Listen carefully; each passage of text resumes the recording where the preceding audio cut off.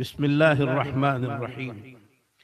الحمد لله رب العالمين إله الأولين والآخرين، والصلاة والسلام على أشرف الأنبياء والمرسلين سيدنا ومولانا محمد بن عبد الله الأمين وعلى آله وصحبه أجمعين وعلى كل من دعا بدعوته واستنى بسنته واهتدى بهديه إلى يوم الدين. أما بعد، فقد قال الله تبارك وتعالى في شأن حبيبه: إن الله وملائكته يصلون على النبي يا أيها الذين آمنوا صلوا عليه وسلموا تسليما. اللهم صل على سيدنا محمد وعلى آل سيدنا ومولانا محمد وبارك وسلم. جزا الله عنا نبينا محمدا صلى الله عليه وسلم بما هو أهله. اللهم صل على سيدنا محمد في أول وأوسط وآخر كلامنا. اسٹیج پر جلوہ افروز حضرات علماء کرام اور بھائیوں، دوستوں، بزرگوں، عزیزوں، بچوں، گھروں میں بیٹھ کر سننے والی اسلامی ماؤں، بہنوں، بچیوں، آج کا ہمارا یہ جمع ہونا اور آج کا یہ اجلاس قرآن کریم کی حفظ کی تکمیل کی مناسبت سے تھا، اور الحمدللہ وہ تکمیل ہو چکی. جن طلبہ عزیز کو تکمیل کرنا تھا وہ اپنا آخری درس ان علماء کرام کی موجودگی میں سنا چکے، اور ان کے سروں پر دستار بھی باندھ دی گئی. موقع کی مناسبت سے طلبہ عزیز نے بہت بہتر انداز میں نظم و نعت، تلاوت، تقریر، سوال و جواب پیش کر دیے.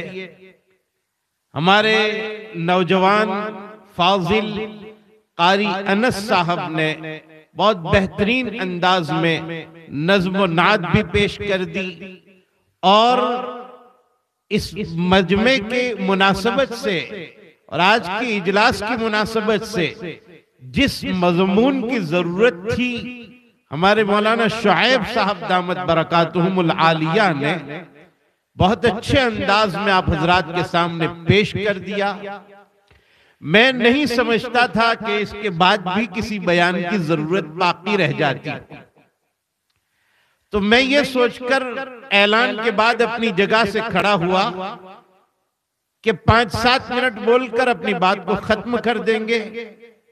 مولانا شعیب صاحب دامت برکاتہم العالیہ نے کہا کہ آپ بلا تکلف بولیے، زیادہ بولیے. لوگوں کی چاہت ہے کہ ان کے سامنے بات زیادہ آئے، تو پھر اللہ پر اعتماد کر کے آپ حضرات کی توجہات کو دیکھتے ہوئے اور ان حضرات کے حکم پر آپ کے سامنے حاضر ہو کر میں اپنی گفتگو کو اس طرح شروع کرتا ہوں کہ اللہ تعالیٰ کی دی ہوئی نعمتوں میں ایک بہت بڑی نعمت میری اور آپ کی اولاد ہے. اللہ جسے چاہتے ہیں عطا فرماتے ہیں اور جیسی چاہتے ہیں عطا فرماتے ہیں. یَهَبُ لِمَن يَشَاءُ إِنَاثًا، اللہ جسے چاہتے ہیں لڑکیاں عطا فرماتے ہیں.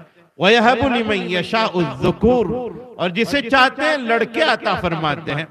اَوْ يُزَوِّجُهُمْ ذُكْرَانًا وَإِنَاثًا، کسے لڑکے لڑکیاں دونوں دیتے ہیں. وَيَجْعَلُ لِمَن يَشَاءُ عَقِيمًا، اور جسے چاہتے ہیں اللہ بانجھ بنا دیتے ہیں، اور پھر دنیا مل کر اسے اولاد دینا چاہے نہیں دے سکتی. اولاد اللہ تعالیٰ کی من جملہ نعمتوں میں سے اور انعامات میں سے بہت بڑی نعمت. آپ نے اس کا اندازہ لگایا ہوگا کہ جب اسکول اور مدرسے میں ویکیشن کا دور آ جائے اور بچے اپنی ننیحال چلی جائے، عورت اپنے ماں کے گھر چلی جائے، اور بچے بھی ماں کے ساتھ اپنے ننیحال میں چلے جائیں اور ہم اپنے کام سے، اپنے جاب سے، اپنے کاروبار سے، اپنی ملازمت سے، اپنے مدرسے سے، اپنی اسکول سے جب گھر پر آ کر گھر کے دروازے کا تالا کھولتے ہیں اور گھر میں نہ بیوی موجود ہے نہ بچے موجود ہے تو ایسا لگتا ہے کہ گھر کاٹنے کے لیے دوڑتا ہے۔ تکلیف ہوتی ہے تنہا آدمی کو، پریشانی ہوتی ہے۔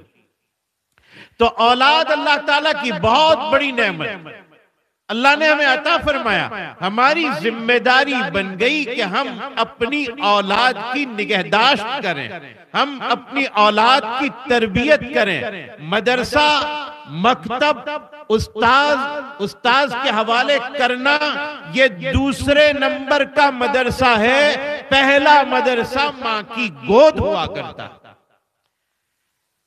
یہی وجہ ہے کہ سیدنا امام غزالی رحمت اللہ علیہ نے بہت عجیب بات لکھی ہے کہ بچے کی تربیت کا زمانہ کب شروع ہوتا ہے۔ آج کل ہماری زبانوں پر یہ بات ہے کہ جب کوئی چھوٹا بچہ غلطی کرتا ہے اور کوئی اسے تنبیہ کرے تو اس کے ماں باپ یہ کہتے ہیں ابھی چھوٹا ہے، بڑا ہو کر سمجھ لے گا۔ گویا ان کے نزدیک ابھی تربیت کا دور ہی شروع نہیں ہوا، ابھی باقی ہے، کچھ بڑا ہو جائے اور پھر تربیت شروع کریں گے، ابھی تربیت کا وقت شروع نہیں ہوا۔ امام غزالی رحمت اللہ علیہ نے جو کچھ لکھا ہے اس کا خلاصہ میں آپ کے سامنے پیش کرتے ہوئے یہ کہتا ہوں کہ بچے کی تربیت کا آغاز اس وقت سے ہوتا ہے جب میاں بیوی کے درمیان رشتہ زواج یعنی تعلق، شادی ہو جاتی ہے، نکاح ہو جاتا ہے، اور اگر ماں کے پیٹ میں رحم رہ گیا، ماں کے پیٹ میں حمل ٹھہر گیا رحم مادر میں، اسی وقت سے تربیت کا وقت شروع ہو جاتا ہے۔ اور اس کی ایک بات میں آپ کو سناتا ہوں کہ ایک میاں اور بیوی نے آپس میں مل کر جبکہ عورت کے پیٹ میں بچہ قرار پایا، حمل قرار پایا، میاں بیوی نے آپس میں مل کر دونوں نے ارادہ کر لیا، پکا ارادہ کہ اب اللہ ہمیں اولاد دینے والے ہیں، بچہ دینے والے ہیں، اب ہم ارادہ کرتے ہیں کہ بچہ جب تک عورت کے پیٹ میں رہے، ماں اور باپ یعنی پیدا ہونے والے بچے کے ماں باپ یہ دونوں عہد و پیمان کر رہے ہیں کہ ہم کوئی گناہ نہیں کریں گے، کوئی اللہ کی نافرمانی نہیں کریں گے، قرآن کریم کی تلاوت کریں گے، اللہ کی فرما برداری میں وقت گزاریں گے تاکہ پیدا ہونے والا بچہ نیک پیدا ہو۔ یہ ارادہ کر لیا اور اس طریق پر انہوں نے اپنی زندگی گزارنا شروع کیا۔ بڑی پاک دامنی کی زندگی وہ گزارنے لگے، بالکل کسی ناجائز چیز کو وہ دیکھتے نہیں تھے، حرام لقمے کو اپنے حلق میں کبھی اتارا نہیں، اللہ کی طرف سے عائد کیے ہوئے فرائض میں کبھی کوتاہی نہیں کی، قرآن کی پابندی سے تلاوت کی، ذکر و اذکار برابر پابندی سے کرتے رہے، اور بچہ پیدا ہوا اور پیدا ہو کر اس کا اچھا نام بھی رکھا اور اسے اچھی تربیت ماں کے گود میں دی گئی، اور کچھ بڑا ہوا، مکتب میں جانے لگا۔ ایک دن کی بات ہے کہ وہ بچہ ایک کھجور کہیں سے چوری کر کے لایا، اور ماں باپ آپس میں بات کر رہے ہیں کہ عجیب بات ہے کہ ہم نے تو ارادہ کیا تھا جبکہ یہ بیٹا ماں کے پیٹ میں تھا کہ ہم کوئی گناہ نہیں کریں گے، اور ہم نے کوئی گناہ کیا بھی نہیں، پھر یہ بچہ یہ چوری کر کے کیسے آیا؟ بہت یاد کرنے کے بعد پتا چلا کہ ماں یہ کہہ رہی ہے مجھے بہت بھوک لگی تھی اور گھر میں کھانے کو کچھ موجود نہیں تھا، بازو کے گھر کے درخت سے ایک کھجور لے کر بغیر اجازت کے میں نے کھا لیا تھا، اس کا نتیجہ یہ ہے کہ بچہ چوری کر کے آیا۔ آپ اندازہ لگائیے کہ بچہ ماں کے پیٹ میں ہے اور ماں کی ہونے والی غلطی کا اثر اس بچے پر مرتب ہو رہا ہے۔ آج ہم اور آپ کیا کر رہے ہیں؟ بچہ ماں کے پیٹ میں ہے اور ماں کیا ہر وقت مسلح پر رہتی ہے؟ کیا ماں کے ہاتھ میں ہر وقت قرآن کریم رہتا ہے؟ کیا ماں کے ہاتھ میں موبائل جیسی چیز نہیں رہتی ہے؟ کیا ماں موبائل پر غلط اور ناجائز چیزیں نہیں دیکھتی ہے؟ جب ایک ذرا سی بات کا اثر بچے کے اوپر پڑ سکتا ہے، لگاتار مائیں اور لگاتار باپ اگر گناہ کرتے رہے تو پیدا ہونے والی نسل پر اس کا کیا اثر پڑ سکتا؟ یہ ہر ایک کو سوچنے کی بات، ہر ایک کو سوچنے کی بات ہے۔ اس لیے میرے بھائیوں یہ مت سوچو کہ بچہ پیدا ہو جائے، بڑا ہو جائے پھر اس کی تربیت کریں گے۔ نہیں نہیں، بچہ جب رحم مادر میں قرار پا جائے تبھی سے اس کی تربیت کا نظام شروع ہو جاتا ہے۔ اور بڑوں نے یہ کام کیا ہے، اور پھر بچہ جب چلنے پھرنے لگے تو پورا دھیان ماں باپ کا اس بات کی طرف رہے کہ میرا بچہ دین کے ساتھ مربوط رہے، شریعت کے ساتھ مربوط رہے، دینداری کی بات کرے۔ بچپن میں جو بات وہ یاد کر لے گا بڑھاپے تک اسے یاد رہے گا، اور جو عقائد بچپن میں دل میں جگہ پا لیتے ہیں وہ عقائد کبھی دل سے نکلتے نہیں۔ اس لیے جتنے بڑے بنے ہیں وہ ماں باپ کی ان توجہات کے نتیجے، ورنہ بچے کو تو کوئی تمیز ہوتی نہیں ہے، بچہ کوئی تمیز کے قابل نہیں۔ ماں باپ کو چاہیے کہ وہ سکھائے۔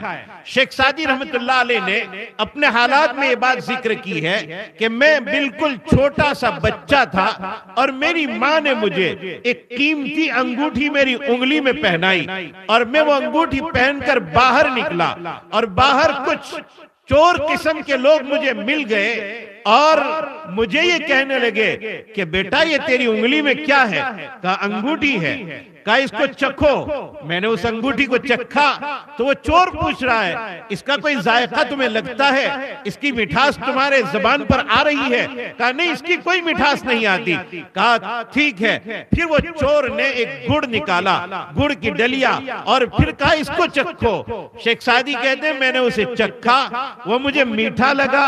چور کہنے لگا یہ میٹھا لگا یا نہیں لگا؟ کہا ہاں یہ میٹھا ہے۔ کہا تم نے جو اپنی انگلی میں پہن رکھا ہے اس کی تو کچھ مٹھاس نہیں ہے، میں جو تمہیں کھلا رہا ہوں اس میں مٹھاس ہے۔ ایک کام کرو، جو تم کو میٹھا نہیں لگتا وہ مجھے دے دو، اور جو میٹھا لگتا ہے وہ میں تمہیں دے دیتا ہوں۔ چنانچہ شیخ سعدی کہتے ہیں میں تو بچہ تھا، مجھے سمجھ میں نہیں آیا، میں نے وہ گڑ لے لیا، اور انگوٹھی اتنی قیمتی تھی وہ چور کے حوالے کر دی، اور میں گھر پر گیا۔ میری ماں نے پوچھا تو میں نے سارا منظر بیان کر دیا۔ میں اس واقعے سے آپ کو یہ بتلانا چاہتا ہوں بچوں میں تمیز نہیں ہوتی ہے، بچے یہ سمجھ نہیں پاتے کہ یہ گناہ کا کام ہے، یہ جائز کام ہے، یہ ناجائز کام ہے، یہ مجھے کرنا ہے، یہ نہیں کرنا ہے، کوئی تمیز بچے میں نہیں۔ ان بچوں میں تمیز کرنے کے لیے جو ذمہ داری دی گئی ہے وہ ماں باپ کو دی گئی کہ وہ ان کے اندر صلاحیت پیدا کرے۔ اس لیے یہ ایک مستقل کام ہے۔ آج لوگ وقت نہیں دیتے ہیں اپنے بچوں کو، باپ اپنے کاروبار میں لگا ہوا ہے، ماں اپنے کچن میں لگی ہوئی ہے، اور بچہ حیران کرتا ہے تو کارٹون نکال کر پھر بچے کے حوالے موبائل کر دیتے، پھر بڑے ہو کر یہی کارٹون ہمیں ستاتا ہے۔ اس لیے بچپن سے ان کی صحیح تربیت کی جائے، اچھے انداز کے ساتھ ان کی تربیت دینی ماحول کے ساتھ کی جائے۔ میرے بھائی بچپن کے کچھ جملے ماں باپ کے ایسے قیمتی ہوتے ہیں، ایسے قیمتی۔ یہی شیخ سعدی رحمت اللہ علیہ کہتے ہیں میں ایک مرتبہ ایک مجمع میں جا رہا تھا اور میرے والد صاحب کا ہاتھ میں نے پکڑ رکھا تھا، مضبوطی سے پکڑے رکھا تھا، مجمع بہت بڑا تھا، اور اچانک میرے والد صاحب کا ہاتھ میرے ہاتھ سے نکل گیا اور میں گم ہو گیا۔ میں کسی راستے پر چلا گیا، میرے والد صاحب کسی راستے پر چلے گئے، میں اپنے ابا کو تلاش کر رہا ہوں، میرے ابا مجھے تلاش کر رہے ہیں، اور بہت دیر کے بعد مجھے میرے ابا ملے۔ میں نے ابا سے کہا جبکہ میں بچہ تھا، ابو جی میں تو آپ کا ہاتھ ہی پکڑ کر چل رہا تھا اور مجھے یقین تھا کہ یہ ہاتھ نہیں چھوٹے گا، لیکن ایسے دھکے مجھے لگنے لگے اور ایسی بھیڑ تھی کہ آپ کا ہاتھ میرے ہاتھ سے نکل گیا، میرے ہاتھ نے آپ کے ہاتھ کو چھوڑ دیا۔ تو شیخ سعدی کہتے ہیں میرے ابا نے اسی بچپن میں مجھے اتنی قیمتی بات سنائی کہ جو بات میں ہمیشہ یاد رکھ کر چلتا ہوں کیا سنایا؟ شیخ سعدی رحمت اللہ علیہ فرماتے ہیں میرے ابا نے کہا اے میرے بیٹے، اس دنیا کے مجمع میں اور ان آدمیوں کے سیلاب میں جب میرا ہاتھ چھوٹ گیا اور تو نے میرے ہاتھ کو چھوڑ دیا اور تو گم ہو گیا، بڑے ہونے کے بعد بھی اگر بڑوں کے ہاتھ میں اپنا ہاتھ نہ دیا اور بڑوں کے ہاتھ کو اگر مضبوطی سے نہ پکڑا تو گناہوں کے دلدل میں گم ہو کر رہ جاؤ گے۔ یہ بچپن میں سکھا دیا ہے شیخ سعدی رحمت اللہ علیہ۔ شیخ سعدی بہت بڑے آدمی ہیں، لیکن آپ اندازہ لگائیے کہ شیخ سعدی کو بڑا بنانے کے لیے ان کے والد گرامی قدر نے کتنی راہیں ان کو اچھی بتلائی ہے، کتنے طریقے بتلائے ہیں کہ بیٹا اس راستے پر چلو، کامیاب ہو جاؤ گے، فلاں راستے پر جاؤ گے، ناکام ہو جاؤ گے، بھٹک جاؤ گے۔ میرے بھائیوں، ہماری یہ ذمہ داری ہے کہ ہم اپنے بچوں کی صحیح دینی رہنمائی کریں، تربیت کریں، ان کو مدرسوں کے حوالے کریں، علماء کرام کے پاس بیٹھنے کی ان کو تلقین کریں، تاکید کریں، تاکہ اچھے لوگوں کی صحبت میں رہ کر ان کے اندر اچھے اوصاف پیدا ہو جائیں۔ ورنہ پھر اگر ہم یہ سوچتے رہیں گے کہ تو بڑا ہو کر سمجھ جائے گا، بڑا ہو کر سمجھ جائے گا، نہیں، جن کی تربیتیں ہوئی ہیں وہ بچپن میں۔ ہمارے حضرت مولانا محمد عمر صاحب پالن پوری نور اللہ مرقدہ سنایا کرتے تھے، حضرت رحمت اللہ علیہ فرماتے ہیں کہ یہ سورہ کہف میں جو واقعہ اصحاب کہف کا بیان کیا گیا ہے، آج بھی قرآن کریم میں موجود ہے۔ حضرت فرماتے ہیں کہ میں جب چلنے پھرنے کے قابل ہوا اور میں اپنی امی کے پاس سویا کرتا تھا، رات میں سونے سے پہلے میری ماں مجھے سورہ کہف کا واقعہ سنایا کرتی تھی اور وہ بچپن میں مجھے وہ واقعہ یاد ہو گیا تھا۔ ظاہری بات ہے سورہ کہف میں جو واقعہ بیان کیا گیا ہے وہ ان لوگوں کا واقعہ ہے کہ جس کا مرکزی مضمون یہ ہے کہ ایمان کے بچانے کے لیے کچھ لوگ نکل پڑے تھے۔ بچے کو جب یہ یاد ہو جائے گا کہ ایمان کے بچانے کے لیے اگر بستی چھوڑنی پڑے اور بیابان میں نکل جانا پڑے تو یہ نکلنا ہماری ذمہ داری، یہ بچپن سے یاد ہو جائے گا۔ جتنے بڑے بنے ہیں وہ اپنے ماں باپ کی توجہات کے بعد بڑے بنے، ورنہ ہم اگر چھوڑے رکھیں گے تو بھئی دیکھو تربیت کا معاملہ ایسا عجیب بات مثال مجھے سمجھ میں آئی کہ بیل بکریاں ہمارے گھر پر اگر ہو تو اس کے اعتبار سے ہم محنت کرتے ہیں، کوشش کرتے ہیں۔ کبھی بیل کو چھوڑ دیا، چرنے کے لیے لے گئے، چرانے کے لیے، کبھی بکری کو چرانے کے لیے لے گئے، شام میں آئے اسے باندھ دیا۔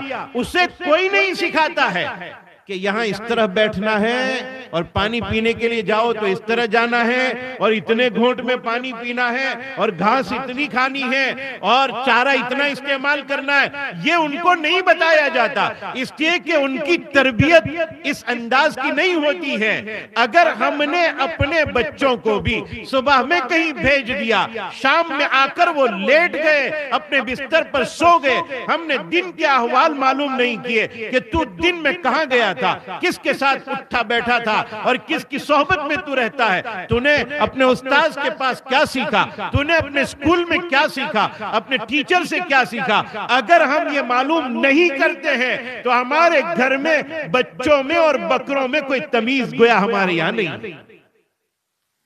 ہم تمیز کریں، بچے بچے ہوتے ہیں، اور میں قرآن سے ثابت کر کے آپ کو بتلاتا ہوں۔ سیدنا شعیب رضی اللہ علیہ السلام نبی ہیں، حضرت شعیب علیہ السلام، اور آپ کی 2 بچیاں روزانہ پانی پلا کر جانوروں کو لے کر آتی تھی۔ ایک دن جلدی آ گئی، حضرت شعیب نے فوراً سوال کیا آج جلدی کیسے آ گئی، روزانہ دیر کیوں ہوتی تھی، آج جلدی کیوں؟ کہا آج ایک نوجوان مل گیا تھا اور اس نے ہمارے لیے پانی پلانے میں بڑی مدد کی، بڑا طاقتور نوجوان ملا تھا اور پانی کھینچا، ہماری بکریوں کو پلا دیا، ہم فارغ ہو گئی، جلدی آ گئے۔ اس سے یہ پتا چلتا ہے کہ باپ کو چاہیے کہ اپنے بچوں کی ایک ایک نقل و حرکت کے اوپر نظر رکھے کہ یہ کب کس وقت کہاں آتا ہے، کہاں جاتا ہے۔ اور پھر حضرت شعیب علیہ السلام ایک بچی کو اس نوجوان کے طلب کرنے کے لیے بھیجتے ہیں کہ جاؤ، وہ جوان کون ہے؟ وہ جوان کوئی اور نہیں تھے، وہ حضرت موسیٰ علیہ السلام تھے، جاؤ اس کو بلا کر لاؤ۔ قرآن اس بچی کے جانے کے انداز کو جو بیان کرتا ہے وہ فریفتہ ہو جانے کو دل چاہتا ہے اس آیت پر. قرآن کہتا ہے وَجَاءَتْ إِحْدَاهُمَا عَلَى اسْتِحْيَاءٍ قَالَتْ, ان دو بچیوں میں سے ایک بچی سراپا شرم و حیا کا لبادہ اوڑھ کر حضرت موسیٰ کے پاس آئی کہ میرے ابا آپ کو بلا رہے. گویا شرم و حیا کے بات کو خاص طور پر قرآن کہتا ہے کہ ان دو بچیوں میں سے ایک بچی سراپا شرم و حیا کا پیکر بن کر آئی اور ادب کے ساتھ کہا میرے ابا آپ کو بلا رہے. شرم و حیا بہت بڑی چیز ہے. یہ بچوں کے اوپر نظر رکھنے کی چیز ہے میرے بھائیوں. میں آپ کے سامنے یہ بات ذکر کر رہا ہوں کہ بچپن ہی سے بلکہ رحم مادر ہی سے اس کا خیال رکھا جائے کہ آنے والا بچہ ہمارے یہاں نیک بن کر آئے, ہمارے گھر میں نیک بن کر رہے. یہ ہماری اور آپ کی ذمہ داری, اور اسی کے لیے یہ مدارس اور اسی کے لیے یہ درسگاہیں. آج کتنی خوشی کی بات ہے کہ آج یہ ہمارے اس گاؤں کے اور اس مدرسے میں ہمارے ان پڑھانے والے علماء کے پاس بیٹھ کر 4 لوگوں نے قرآن کریم کو حفظ کیا اور مکمل کر لیا. دیکھو, 2 چیزیں میں آپ کے سامنے پیش کرنے کی کوشش کرتا ہوں. ایک یہ کہ ماں باپ اپنی اولاد کو کیا دیں, کون سی چیز ایسی ہے جو ماں باپ دیں اور وہ بچے کے لیے بہت بڑی چیز کہلائے. آج ہماری اور آپ کی سوچ کیا ہے؟ یہ سوچ ہے کہ میرا انتقال ہو جائے اس سے پہلے ایک مکان بن جائے میرے بچے کے لیے. میرے 4 بیٹے ہیں, چاروں کے لیے الگ الگ مکان بن جائے تاکہ بچہ اس میں رہے اور یہ تو کہے کہ میرا باپ میرے لیے مکان چھوڑ کر گیا. یہ ہماری سوچ ہوتی ہے. اور میں یہ بھی نہیں کہتا ہوں کہ یہ برا ہے, ہونا چاہیے, انتظام کرنا چاہیے, اچھی چیز ہے. لیکن اس سے زیادہ قیمتی کون سی چیز ہے جو ماں باپ اپنے بچے کو دنیا سے جاتے وقت دے کر جائے اور بچہ اس کو اختیار کر لے اور ماں باپ کامیاب ہو کر گویا دنیا سے چلے جائے؟ حدیث پاک میں ہے, سرکار دو عالم صلی اللہ علیہ وسلم ارشاد فرماتے ہیں ماں باپ اپنی اولاد کو جو چیز ہدیے میں دے سکتے ہیں ان میں سب سے زیادہ قیمتی چیز اچھے اخلاق کی تعلیم ہے. یہ میں نہیں کہہ رہا ہوں, حضور اکرم صلی اللہ علیہ وسلم فرماتے ہیں ماں باپ جو دے سکتے ہیں ان تمام دی جانے والی چیزوں میں سب سے اعلیٰ ہدیہ یہ ہے کہ بچوں کو اچھے اخلاق سکھائے جائے. یہ اچھے اخلاق. اچھا, دوسری تمنا ماں باپ کو یہ ہوتی ہے کہ میرے بچے کو کوئی بڑا عہدہ مل جائے, کوئی سرکاری کام مل جائے اور اس عہدے میں رہ کر اس کا بڑا نام ہو جائے. یہ تمنا ہوتی ہے. اور اگر تعلقہ اور تحصیل اور ضلع کے احاطے تک میں بھی اگر کوئی سرکاری ملازمت مل گئی تو باپ پھولا نہیں سماتا, اعلان کرتا پھرتا ہے ہمارا بچہ ڈپٹی کلیکٹر ہو گیا, ہمارا بچہ سرپنچ ہو گیا, ہمارا بچہ تحصیلدار ہو گیا, ہمارا بچہ فلاں ہو گیا, فلاں ہو گیا, سرکاری عہدے میں وہ شامل ہو گیا. میں آپ کو کہتا ہوں یہ 4 بچے میرے اور آپ کے سامنے قرآن کریم کے حافظ ہوئے. ہم انہیں حافظ کہہ رہے ہیں, ہم انہیں حافظ کہہ رہے ہیں, اور کہنا چاہیے قرآن کی آیات کو انہوں نے اپنے سینے میں محفوظ کر لیا. لیکن صرف اس نظر سے مت دیکھو کہ قرآن انہوں نے یاد کر لیا, قرآن ان کے سینے میں جم گیا, قرآن ان کے سینے میں اتر گیا. صرف اتنا مت سوچو بلکہ یہ سرکاری عہدے کے حقدار بن گئے, اور سرکاری دنیا کا نہیں, سرکاری اللہ کی طرف سے. قرآن کریم میں اللہ تعالیٰ نے حافظ ہونے والوں کے بارے میں فرمایا ہے اِنَّا نَحْنُ نَزَّلْنَا الذِّكْرَ وَإِنَّا لَهُ لَحَافِظُونَ. ہم نے قرآن کو اتارا ہے اور ہم اس کی حفاظت کرنے والے. یہ قرآن کہتا ہے. اللہ آپ کیسے حفاظت کریں گے؟ اللہ تعالیٰ کبھی قرآن کرام کو بٹھاتے ہیں جو صحیح حروف کی ادائیگی کے ذریعے قرآن کریم کو محفوظ کر رہے ہیں. کبھی مفسرین کی جماعت بیٹھتی ہے جو قرآن کے ترجمے اور تفسیر کو محفوظ کر رہے ہیں، اور کبھی ہمارے یہ بچے اپنے سینوں میں قرآن جمع کر قرآن کے حافظ بن کر قرآن کی حفاظت میں شامل ہوتے ہیں۔ تو قرآن کی حفاظت کے اللہ تعالیٰ نے مختلف لشکر بنا دیے ہیں۔ ایک لشکر وہ ہے جن کو قرائے کرام کہا جاتا ہے، ایک لشکر وہ ہے جنہیں علماء کہا جاتا ہے، ایک لشکر وہ ہے جنہیں مفسرین کہا جاتا ہے، ایک لشکر وہ ہے جنہیں محدثین کہا جاتا ہے، ایک لشکر وہ ہے جنہیں حافظ کہا جاتا ہے، حفاظ کہا جاتا ہے۔ آج میرے یہ 4 بچے صرف حافظ نہیں ہوئے، اللہ کے قرآن کی حفاظت کے جتنے لشکر ہیں ان لشکروں کے یہ 4 سپاہی بن چکے ہیں۔ اللہ نے ان کو نواز دیا، ان کی قدر کی جائے میرے بھائیوں۔ یہ بہت بڑے مرتبے کے حامل ہو گئے، قرآن کریم ان کے سینے میں آ گیا ہے، اور انہوں نے اپنے آپ کو کھپایا، لگایا، محنت کی، انہوں نے محنت کی، ان کے اساتذہ نے محنت کی، اور ان محنتوں کے نتیجے میں الحمدللہ یہ 4 بچے آج قرآن کریم کے حافظ ہو گئے، اور ایسے روزانہ ہزاروں کی تعداد میں الحمدللہ ہو رہے ہیں۔ یہ قرآن کبھی ختم ہونے والی کتاب نہیں، ہمیشہ باقی رہنے والی کتاب ہے۔ اور قرآن کے بارے میں جب اللہ تعالیٰ نے یہ وعدہ فرما دیا، ہم حفاظت کرنے والے ہیں، ہم حفاظت کرنے والے ہیں۔ اس لیے میرے بھائیوں 2 چیزوں کی تعلیم اپنے بچوں کو ضرور دی جائے، اچھے اخلاق نمبر 1، نمبر 2 قرآن کریم سے ان کو وابستہ کیا جائے۔ اس میں ذرہ برابر پیچھے ہٹنا ہمارے لیے بہت بڑا نقصان ہے۔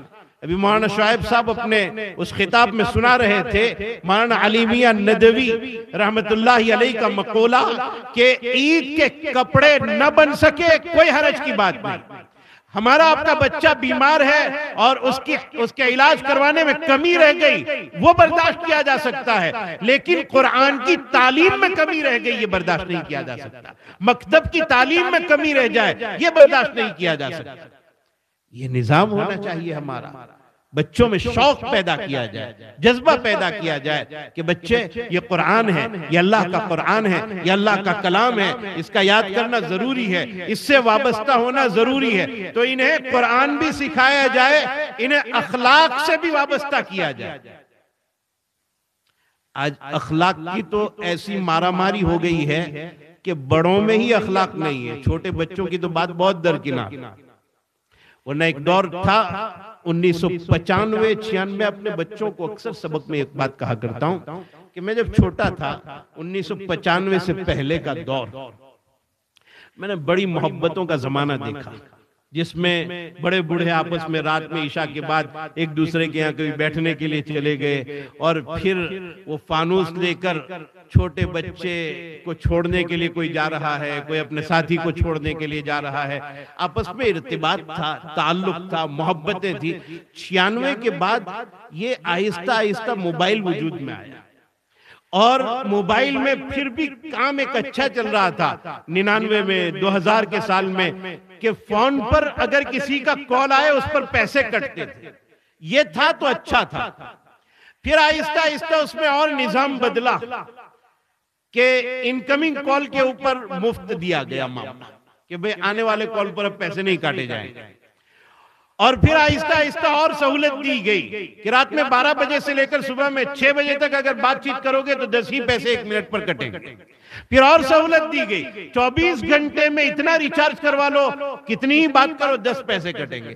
اور سہولت ہو گئی اتنا ریچارج کر لو، جتنی بات کرنا ہو کرو، جہنم میں جاؤ، جو کرنا ہو کرو، اتنا آپ کو انٹرنیٹ فری ملے گا اور یہ ملے گا۔ اور اس میں اب موبائل کے ساتھ ہر آدمی ایک دوسرے سے جدا ہو گیا۔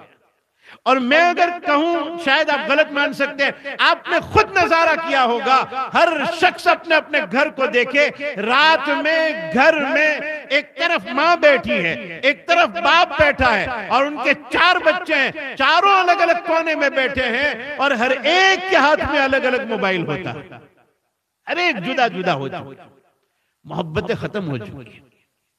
اس لیے وہ دور بہت اچھا تھا جس میں لوگوں میں محبتیں تھی، مودتیں تھی، تعلق تھا۔ اب لوگ ایک دوسرے سے جدا ہو گئے، الگ ہو گئے. الفت پیدا کرنے کی ضرورت ہے, محبت پیدا کرنے کی ضرورت ہے, اور یہ محبت ایسے آئے گی کہ گھر میں آنے کے بعد موبائل کو بالائے طاق رکھ دیا جائے. یہ ضرورت کی چیز ہے, ضرورت کے بقدر استعمال کیا جائے. جہاں ضرورت ختم ہو گئی, اپنے بچوں کو اپنے قریب بٹھاؤ, اپنے پاس بٹھاؤ. لوگ آج بچوں کو وقت نہیں دیتے, میں پہلے بھی کہہ چکا, لیکن نتیجہ اب میں آپ کو سناتا ہوں. آج اگر ہم اپنے بچوں کو وقت نہیں دیں گے تو بڑھاپے میں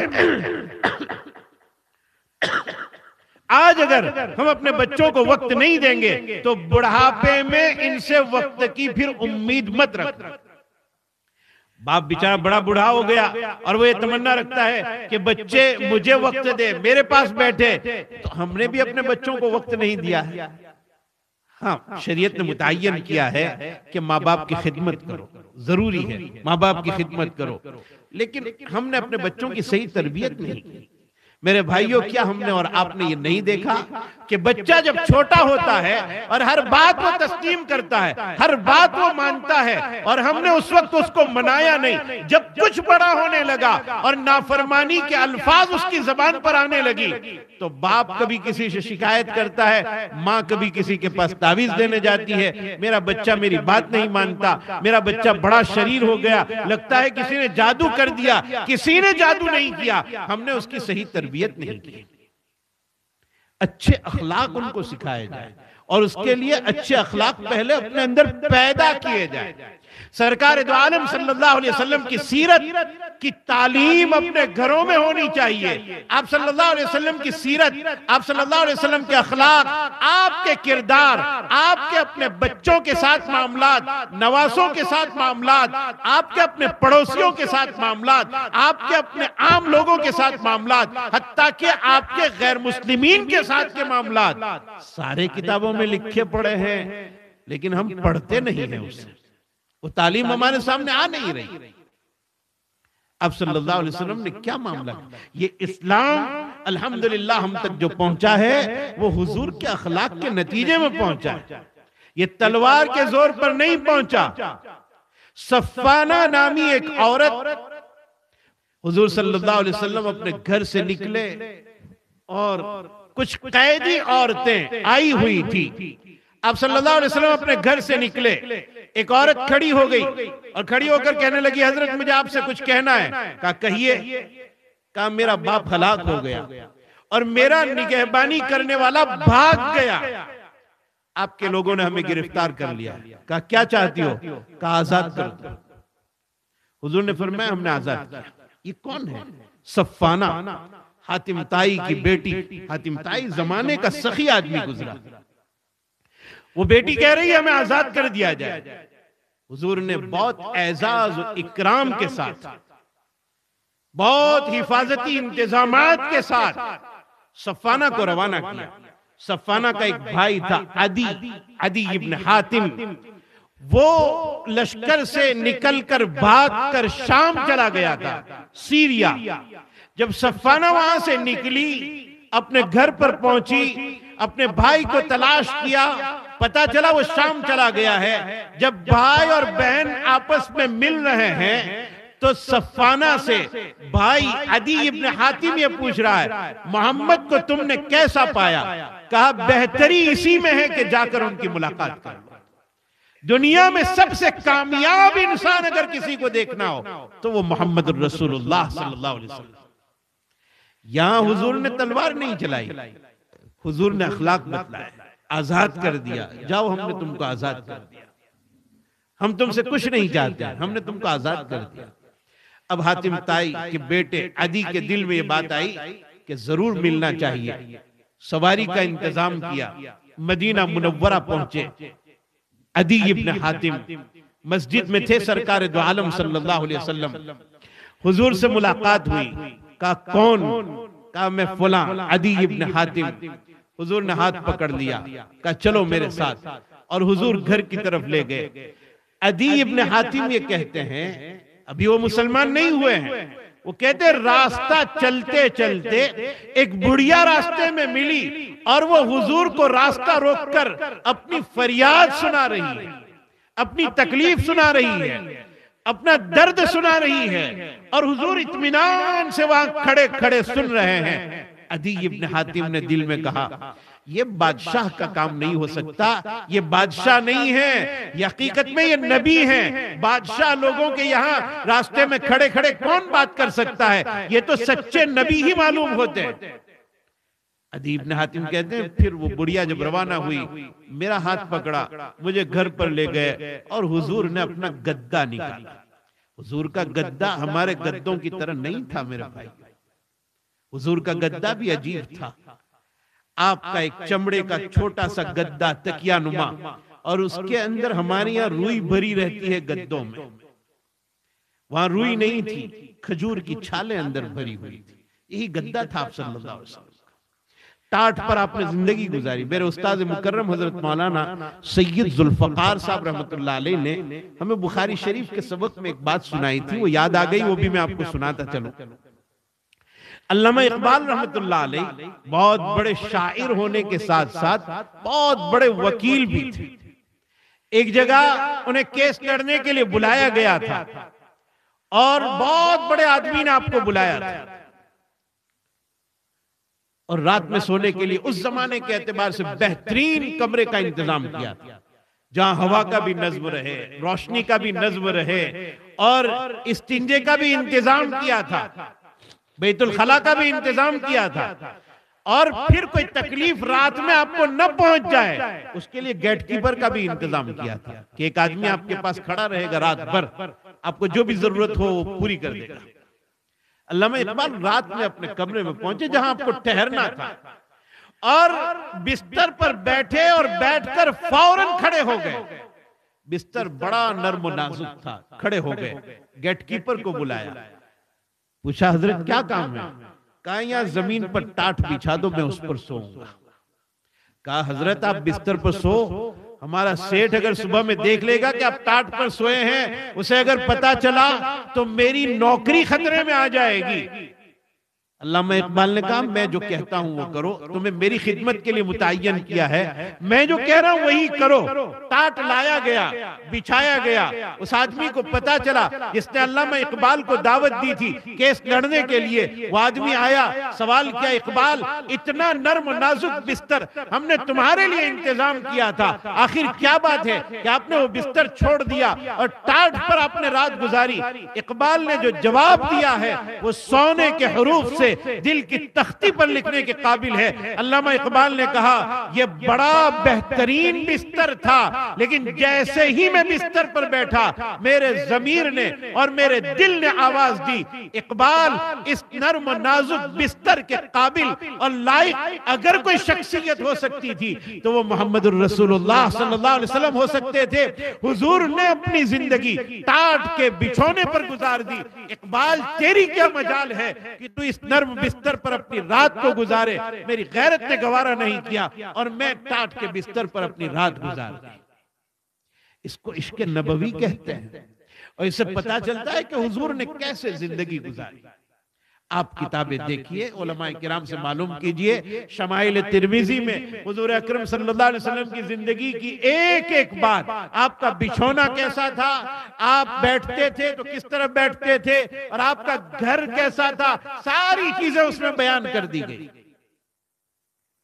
تو عدی ابن حاتم یہ کہتے ہیں کہ میں نے دیکھا کہ حضور نے تکیہ نما ایک گدا لیا، زمین پر رکھ دیا، اور حضور اس پر نہیں بیٹھ رہے، مجھے کہہ رہے ہیں عدی اس گدے پر بیٹھ جاؤ.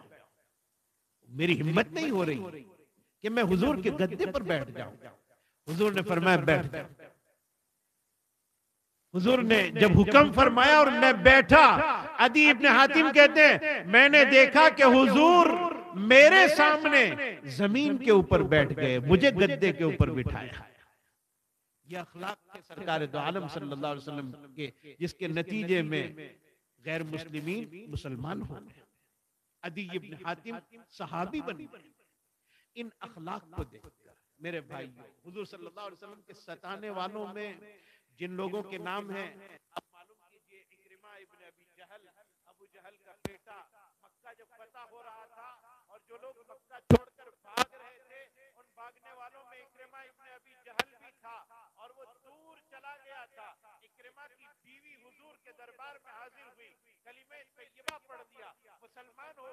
اور حضور سے کہہ رہی ہے اللہ کے نبی میرا شوہر بھاگ گیا ہے، آپ سے میں معافی چاہتی ہوں، آپ اسے امان دے دیجئے۔ حضور نے فرمایا میں نے اسے امان دے دیا، جاؤ بلا دو۔ اکرمہ واپس آئے، اونٹ پر سوار ہو کر آئے، حضور نے ان کا استقبال کیا۔ حضور نے فرمایا آ جاؤ اے سواری پر سوار ہو کر ہجرت کرنے والے، آ جاؤ ہم آپ کا استقبال کرتے ہیں۔ اور اس کے بعد اکرمہ مسلمان ہوئے، ابو جہل کا بیٹا اکرمہ رضی اللہ عنہ بنے۔ حضرت اکرمہ بڑا کام کیا ہے انہوں نے۔ تو میرے بھائیوں یہ اخلاق ہے سرکار دو عالم صلی اللہ علیہ وسلم کی، ہمیں ان اخلاق کو اپنی زندگیوں میں اتارنا ہے، اور یاد رکھنا جو میری اور آپ کی زندگی میں ہوگا وہ ہماری اولاد کی زندگیوں میں اترے گا۔ ہم جس طریقے سے بیٹھیں گے بچے اسی طریقے سے بیٹھیں گے، ہم جس طریقے سے گالیاں بولیں گے بچوں کی زبان پر بھی ویسے ہی گالیاں آئیں گی، اور اگر ہم چلتے پھرتے اٹھتے بیٹھتے ذکر کریں گے تو بچوں کی زبان پر بھی ذکر آئے گا۔ ماحول کا مناسب ہونا اولاد کے لیے انتہائی زیادہ ضروری ہے۔ تو ایک چیز جو بچوں کو دی جائے وہ ہے اچھے اخلاق کی تعلیم، اور دوسری چیز قرآن سے ہمیشہ کے لیے خود بھی وابستہ ہو جائیں اور اپنے بچوں کو بھی قرآن سے وابستہ کریں۔ قرآن عزت والی کتاب، عزت دینے والی کتاب ہے۔ ان اللہ یرفع بہذا الکتاب اقواما، اللہ تعالیٰ اس کتاب کے ذریعے سے کئی قوموں کو عزت عطا فرما دے۔ کل تک جن کو کوئی نہیں جانتا تھا، آج قرآن کی تلاوت نے اور قرآن کی تعلیمات نے انہیں کہاں سے کہاں تک پہنچا دیا۔ مدینہ منورہ میں ایک کالا کلوٹا غلام بیچا جا رہا تھا، اور حضرت ابو حذیفہ رضی اللہ عنہ مکے سے گئے تھے اور غلام خرید کر انہوں نے اپنے ساتھ رکھ لیا، مکہ لے آئے اور انہیں اپنا بیٹا بنا لیا، متبنہ منہ بولا بیٹا بنا لیا، اور حضور کے دربار میں ان کو حاضر کیا۔ انہوں نے کلمہ پڑھ لیا اور قرآن سے وابستہ ہو گئے، قرآن پڑھنے لگے، قرآن پڑھانے لگے، تلاوت کرنے لگے اور قرآن کے ساتھ رہنے لگے۔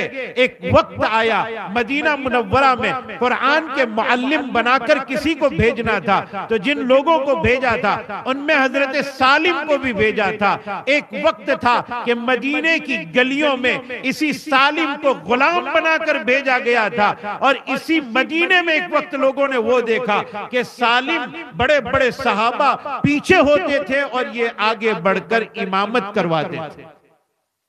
قرآن یہ کتاب، آج کتنے افسوس کی بات ہے کہ ہم نے قرآن کو بالائے طاق رکھ دیا۔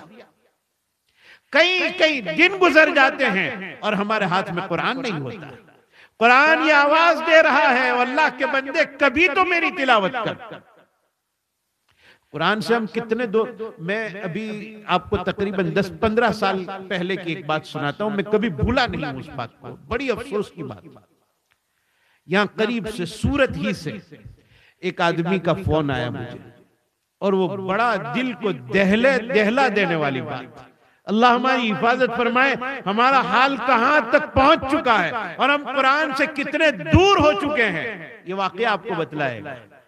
فون کرنے والا مجھے فون کر کے پوچھتا ہے کہ مولانا ہمارے گھر میں قرآن رکھا ہوا تھا، دیمک نے اس کو کھا کر ختم کر دیا، دیمک لگ گیا۔ میں نے اس سے سوال پوچھا کہ اب تک آپ نے اس کو دیکھا ہی نہیں تھا؟ کہا نہیں، کسی نے اس کو اٹھا کر دیکھا ہی نہیں۔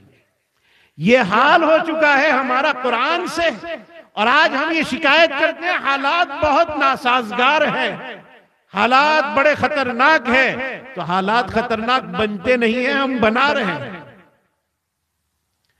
قرآن سے ہم بہت کوسوں دور ہو چکے ہیں۔ یہ قرآن سمجھنے کی کتاب۔ ہمارے حضرت مولانا سید ابرار احمد صاحب دھلیوی نور اللہ مرقدہ بہت درد دل کے ساتھ ایک بات کہتے تھے، بڑے درد کے ساتھ، کہ عجیب بات ہے کہ اگر کسی کے پاس کوئی مضمون آ جائے، کوئی خط آ جائے، لیٹر، اور وہ لیٹر کو کھولے، اور اگر وہ ایسی زبان میں لکھا ہو جس کو ہم نہ جانتے ہو، مثلا انگریزی میں لکھا ہو اور ہم انگریزی نہیں جانتے، یا عربی میں لکھا ہو اور ہم عربی نہیں جانتے، اگر ایسا کوئی خط ہمارے سامنے آ جائے تو ہم بے چین ہو جاتے ہیں اور بے چین ہو کر تلاش کرتے ہیں کہ بھئی دیکھو ہمارے یہاں کون عربی جانتا ہے یا کون انگریزی جانتا ہے، کون اس زبان کا جاننے والا ہے، اور فوراً تلاش کرتے کرتے کرتے کرتے کسی کو ڈھونڈتا ہے اور کہتا ہے دیکھو نہ ذرا اس میں کیا لکھا ہوا ہے، اس کا مضمون کیا ہے، اس میں کون سی خبر دی گئی ہے۔ حضرت فرماتے تھے کہ اس خبر میں، اس خط میں دو ہی باتوں میں سے ایک بات لکھی ہوگی، یا تو خوشی کی خبر لکھی ہوگی، اور خوشی کی خبر یہ کہ کسی کے یہاں بچہ پیدا ہوا ہوگا، یا کسی کی لاٹری لگ گئی ہوگی، کسی کو پیسہ بہت مل گیا ہوگا، اس سے زیادہ خوشی کی کوئی خبر نہیں، یا یہ کہ اس میں غمی کی خبر لکھی ہوگی، اور غمی کی سب سے بڑی خبر یہ کہ کسی کا انتقال ہوا ہوگا۔ یہی دو خبر کسی خط میں ہو سکتی ہے، اور اس کے لیے آدمی بے چین ہے کہ پتہ نہیں اس میں کیا لکھا ہے، اور جب تک اس کو جان نہیں لیتا تب تک وہ بے چین رہتا ہے۔ حضرت اس مثال کو دے کر آگے فرماتے تھے کہ میرا ایک جوان اور میرا ایک مسلمان بھائی تقریباً 40 سال سے روزانہ امام صاحب سے سورہ فاتحہ سنتا ہے، اور کبھی دل میں یہ خیال نہیں آتا کہ ذرا جا کر پوچھیں تو صحیح اللہ اس سورہ فاتحہ میں ہم سے کیا کہنا چاہ رہا ہے، اللہ کیا کہنا چاہ رہے ہیں ہم سے، قرآن ہے کیا، اللہ تعالیٰ اس میں ہمیں کیا احکام بتلانا چاہتے ہیں، کن اوامر کی طرف اللہ تعالیٰ نے ہم کو بلایا ہے، کن نواہی کے معاملات میں ہم کو روکا گیا ہے، کن چیزوں کے کرنے کا حکم ہے، کن چیزوں کے نہ کرنے کا حکم ہے، آج تک کبھی یہ خیال پیدا نہیں ہوا۔ جبکہ گاؤں گاؤں قریہ قریہ علماء موجود ہیں، قرآن سمجھنے والے لوگ موجود ہیں، اور ہماری ذمہ داری ہے کہ ہم ان کے پاس جائیں۔ میرے بھائیو، علم کے حاصل کرنے کا زمانہ کبھی ختم نہیں ہوتا ہے، کبھی ختم نہیں ہوتا ہے، ہر وقت آدمی علم حاصل کر سکتا ہے۔ آج اگر ہماری عمریں 40 برس کی ہو چکی ہے، 50 برس کی ہو چکی ہے، میں دل کی گہرائی سے اپیل کرتا ہوں، اگر قرآن پڑھنا نہیں آتا تو بہت بہت بہت دل کی گہرائی سے میں درخواست کرتا ہوں علماء سے جا کر سیکھو کہ قرآن کیسے پڑھا جاتا ہے، اس کو کس تلفظ میں ادا کیا جاتا ہے، قرآن سے مربوط ہو جائیں گے، انشاءاللہ ہماری زندگی آسان ہو جائے گی۔ آج ہمارے یہاں مکاتب ہے، مدارس ہے، علماء ہیں، آپ نے ابھی مکالمے میں سنا سوال جواب میں کہ ہمارے یہاں الحمدللہ ناظرہ کی تعلیم ہے، اور اس میں اور بھی کچھ عید کے بعد اضافہ کرنے والے ہیں، تو یہ سب یہ ہمارے پاس کنواں موجود ہے، ہماری ذمہ داری ہے کہ ہم اس سے پانی پئیں، اور اگر ہم اس سے پانی نہیں پیتے ہیں تو ہم سے زیادہ بیوقوف کوئی نہیں۔ بہرحال آخری بات کہہ کر میں اپنی بات کو ختم کرتا ہوں۔ آخری بات ہمارے استاد مکرم حضرت مولانا قاری صدیق صاحب سانسرودی دامت برکاتہم العالیہ ابھی کچھ مہینے پہلے ہمارے یہاں مدرسے میں تشریف لائے تھے، حضرت کی زبانی بھی سنا اور پھر حضرت کی کتاب میں بھی پڑھا میں نے۔ امام کسائی رحمت اللہ علیہ کا واقعہ حضرت نے سنایا تھا۔ امام کسائی بہت بڑے امام ہیں، میرے خیال سے وہ الفاظ بھی آپ نہیں سمجھ پائیں گے کہ وہ کتنے بڑے تھے۔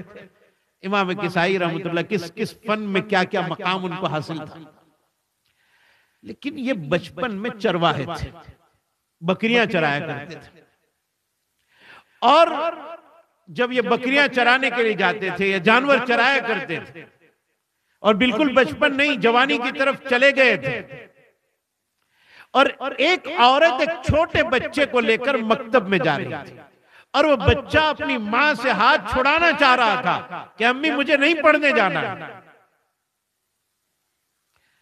اور وہ ماں کی زبان پر یہ الفاظ آئے کہ بیٹا چل مکتب میں پڑھ لے استاذ کے پاس، ورنہ یہ آدمی یہ جو اب جوان ہو رہا ہے یہ جیسے جانور چراتا ہے، تو اگر نہیں پڑھے گا تو کل تجھے بھی ایسے ہی جانور چرانے پڑیں گے۔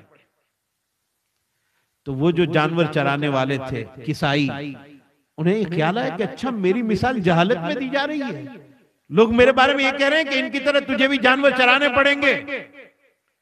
امام کسائی نے وہ جانور چھوڑ دیا اور پہنچ گئے مدرسے میں، علم دین حاصل کیا، اور قرآن کے بہت بڑے ماہر امام بنے۔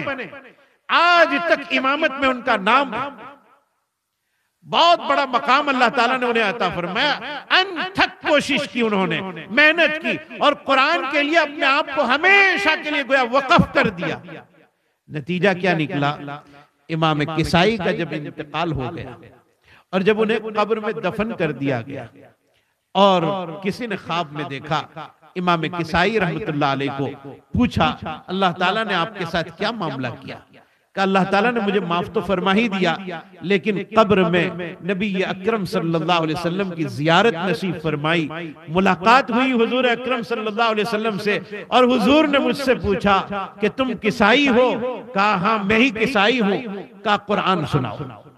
حضور فرما رہے ہیں قبر میں، کہا قرآن سناؤ، اور کسائی کہتے ہیں کہ میں نے سورہ والصافات پڑھنا شروع کیا اور میں پڑھتا رہا، کچھ آیات کے بعد حضور نے فرمایا حسبک، کافی ہے اتنا، رک جاؤ، اور پھر حضور نے فرمایا کسائی کل قیامت کے دن میں تمہارے پاس قرآن پڑھوا کر دوسری امتوں پر فخر کروں گا۔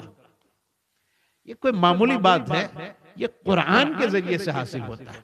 قرآن ہمارے پاس موجود ہے ہمارے گھر میں، بلکہ ایک ایک گھر میں دو دو تین تین چار چار قرآن موجود ہوں گے۔ ضرورت ہے اس بات کی کہ ہم اس کو پڑھیں، تلاوت کریں، صرف بچوں کے لیے نہیں، بڑوں کے لیے بھی ضروری ہے کہ قرآن کریم کی تلاوت۔ ایک دور تھا میرے بھائیوں، بہت دکھ ہوتا ہے اس بات کو کہتے ہوئے کہ ہم جب فجر کی نماز پڑھ کر نکلتے تھے تو ہر گھر کے باہر کوئی بڑھا آدمی بیٹھ کر قرآن کریم کی تلاوت کیا کرتا تھا، اور ہر گھر سے تلاوت کی آواز نکلا کرتی تھی۔ آج وہ دور ختم ہو چکا ہے، بلکہ اتنا عجیب دور آ گیا ہے کہ صبح میں جب فجر کی نماز کے لیے ہم مسجد کی طرف چلتے ہیں، جاتے ہیں، اور پورا محلہ سناٹے کی حالت میں گہری نیند سوتا ہے، تو افسوس ہوتا ہے کہ کیا ان حضرات پر فجر کی نماز فرض نہیں ہوئی؟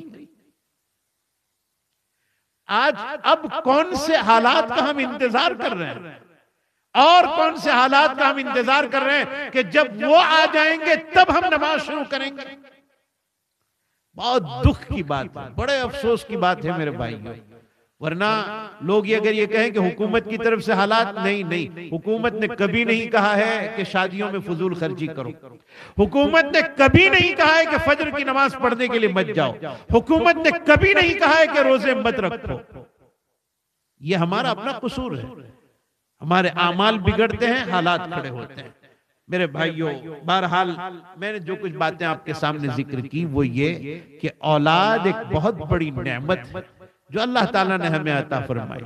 دوسری بات میں نے آپ کے سامنے ذکر کی کہ ان کی تربیت کا زمانہ ماں کے پیٹ ہی سے شروع ہو جاتا ہے، اور تیسری بات یہ کی کہ ان کو دو چیزیں دینا بہت ضروری ہے، ایک اچھے اخلاق کی تعلیم، اور نمبر دو قرآن کریم کی تعلیم، اور چوتھی چیز جو ہم سب کے لیے وہ یہ کہ قرآن سے ہم سب وابستہ ہو جائیں۔ اللہ رب العزت ان تمام باتوں پر ہم سب کو عمل کرنے کی توفیق عطا فرمائے، اور میں شکر گزار ہوں یہاں جتنے لوگ تشریف فرما ہیں، دیر تک بیٹھے رہے اور باتیں سنتے رہے۔ اللہ رب العزت ان سب کو اجر جزیل عطا فرمائے، اور ان تمام باتوں پر مجھے اور سب کو عمل کرنے کی توفیق عطا فرمائے۔ ای دعا ازمن و ازمن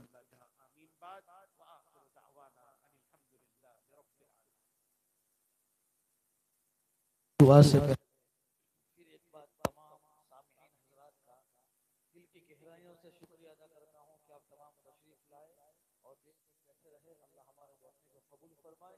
ہمارے اسٹیج پر بہت سارے علماء کرام تشریف فرما ہے، قاری انس صاحب ہے، ان کے ساتھ دو ساتھی آئے ہیں، قاری عبداللہ صاحب، قاری جاوید صاحب، اور مولانا عارف صاحب کے ساتھ بھی مولانا عمران صاحب۔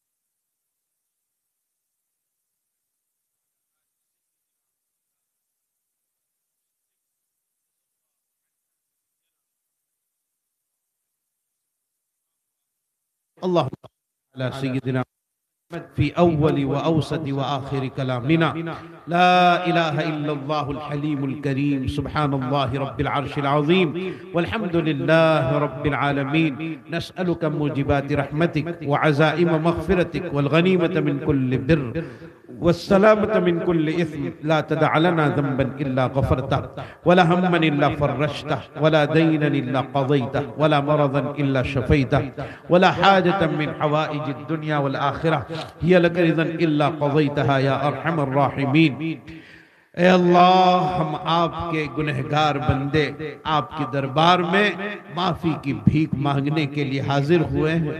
اے اللہ ہم بہت بڑے گنہگار ہیں، بڑے خطاکار ہیں، بڑے قصوروار ہیں، بڑے مجرم ہیں۔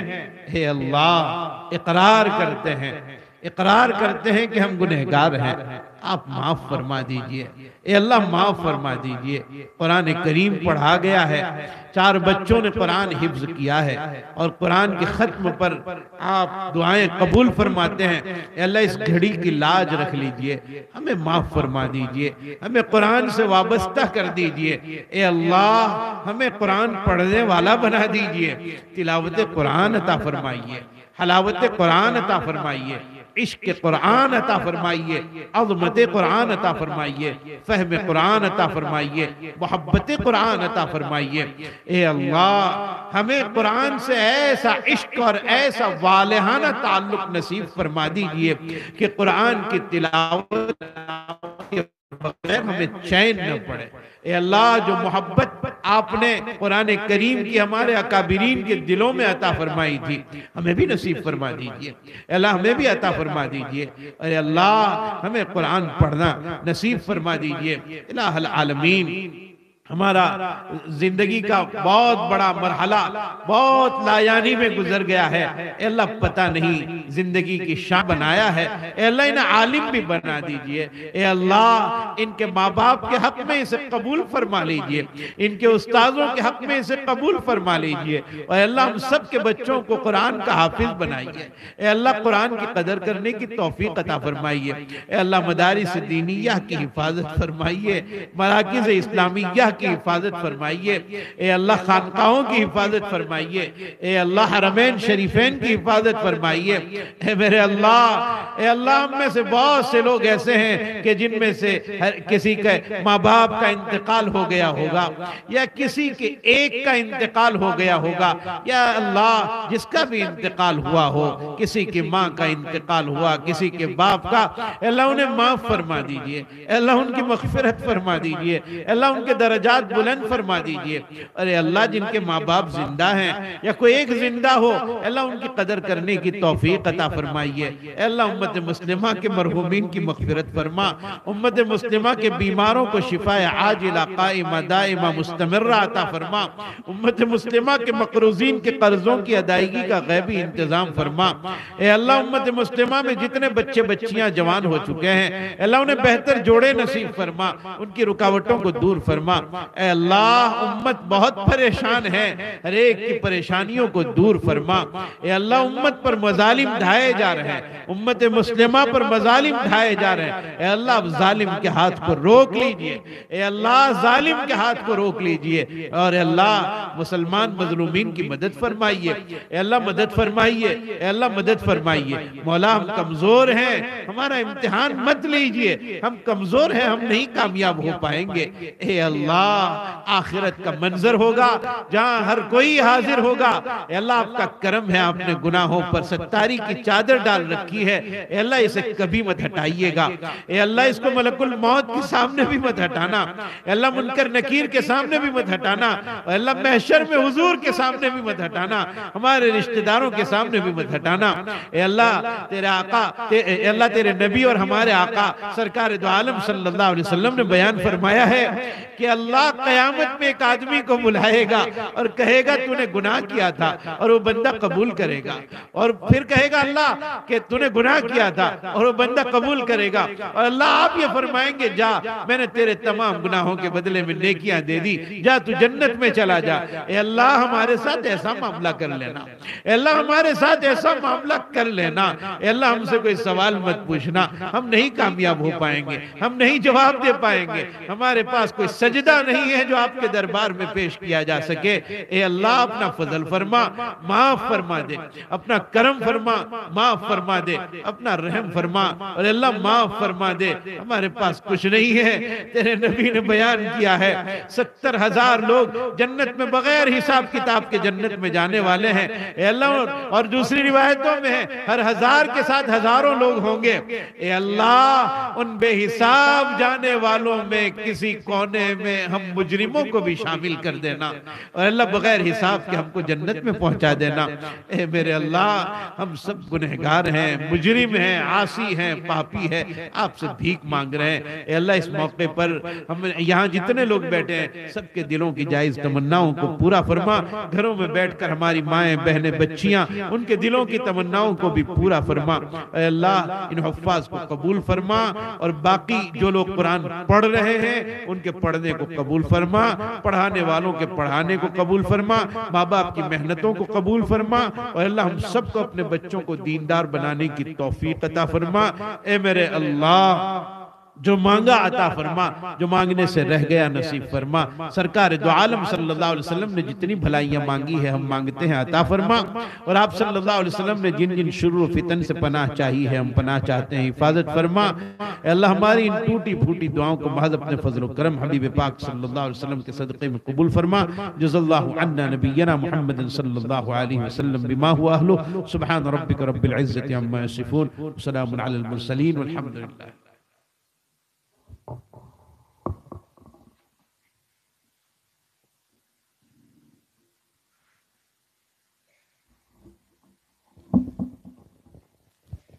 سارے ساتھی اپنی جگہ پر بیٹھے رہیں، تمام کو شربت دیا جائے۔